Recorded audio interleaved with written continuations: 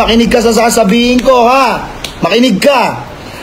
Ako natutuwa sa mga video mo dahil may mga nambabash sa'yo, binubuli mo, natutuwa ko. Pero yung pagkatuwaan mo si Annalyn at walang hiyain mo sa social media, may pagkakalagyan ka sa akin. Kahit saan tayo makarating, sinasabi ko sa'yo yan.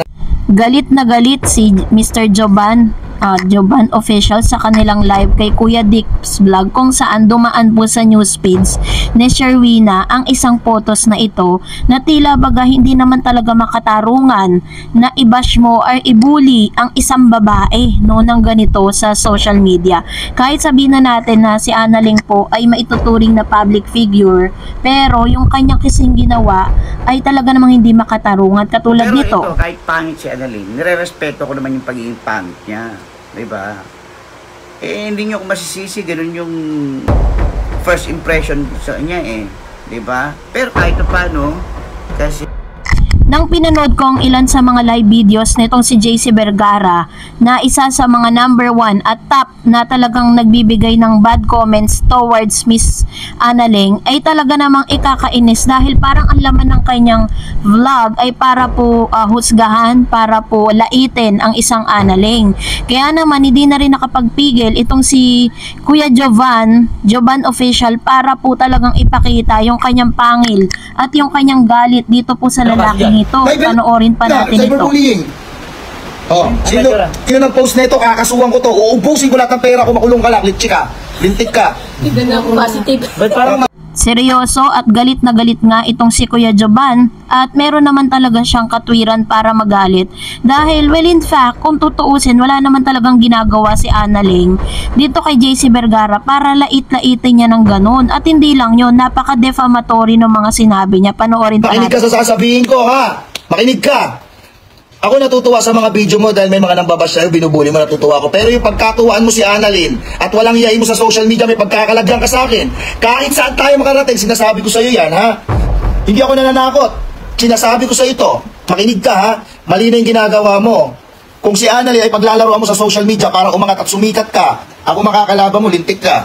Hindi nga ngayon. Kahit saan ka pumunta, kahit sino pa mga kapit mo, isasama ko sa kulungan. Tandaan mo yan. Lintik ka, ha? Sumusobra ka na. Sumusobra na kayo.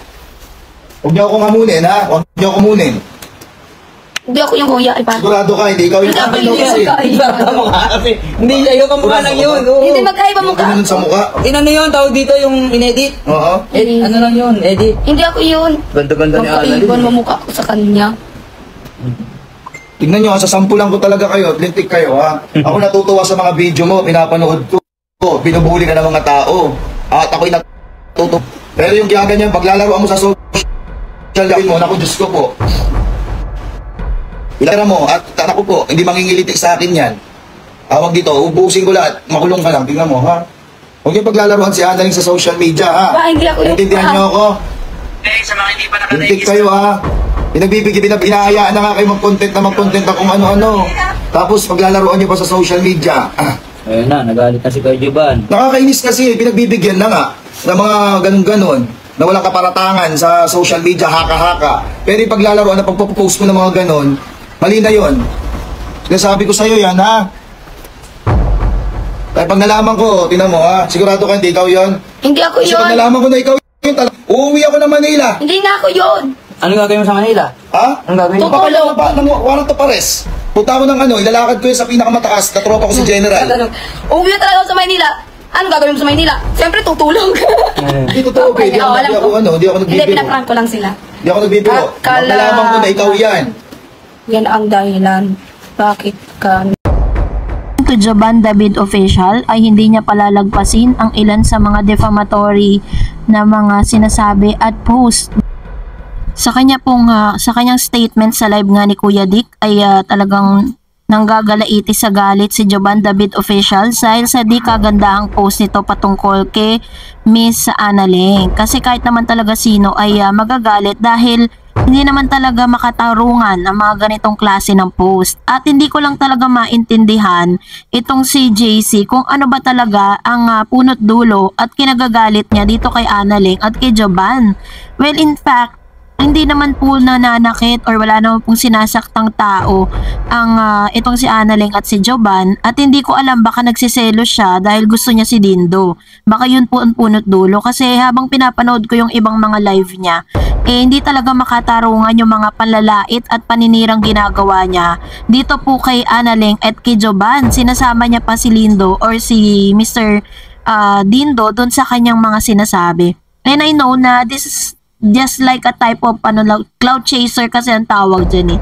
Dahil alam nila na trending itong si Annalyn, ang Lindo, si Jovan, ang ginagawa nila, nakikisakay sila dun sa popularity na meron sila ngayon, lalo-lalo na sa Facebook. Kaso nga lang, ang pangit lang, just for the sake of money, just for the sake of fame, maninira ka ng tao sa social media. At ang pinaka bottom line pa nito is babae pa yung sinisiraan mo at napakapangit pa ng mga sinasabi niya towards that Miss Annalyn, na medyo na-hurt ng ilan sa mga supporters nito. Kaya nga pag nagla-live siya, may mga tao siya na parang hinihikayat na gumagawa siya ng mga fabricated stories just to make sure na masira ang pangalan nga ni Jovan at ni Annalyn kasama pa si Dindo. And hindi ko rin po maunawaan kung ano ang pinaguhugutan, ang pinaggagalingan ng galit nitong si JC Vergara para mag-post ng ganito. Kaya sabi po ni Mr. Jovan ay hindi niya palalagpasin yung mga ganitong klase ng act na ipinakita at dumaan sa news feeds po nila. Kasi social media po yung ginamit ni JC para po siraan ang Jovan David Official at si Annalyn. So nakakaawa lang na parang sa ganitong paraan medyo nakikita natin sa mga mukha ni Annalyn talaga sobrang nasasaktan siya pero tinatago niya.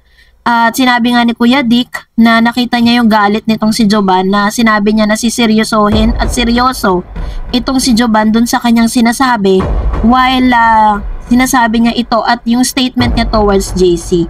So para sa akin, deserve po ni JC yan, na parang pangit na kasi yung ini-spread niya sa social media. Imbes na positive lang dapat yung ini-spread natin sa social media, puro toxicity at nagkikreate pa siya ng mga animosity doon po sa mga viewers niya. Ano kaso dyan?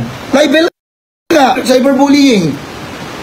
Oh, sino nag-post nito, kakasuhan ko to. Uubusin ko lahat ng pera ko, makulong ka lang, litsi ka, lintik ka.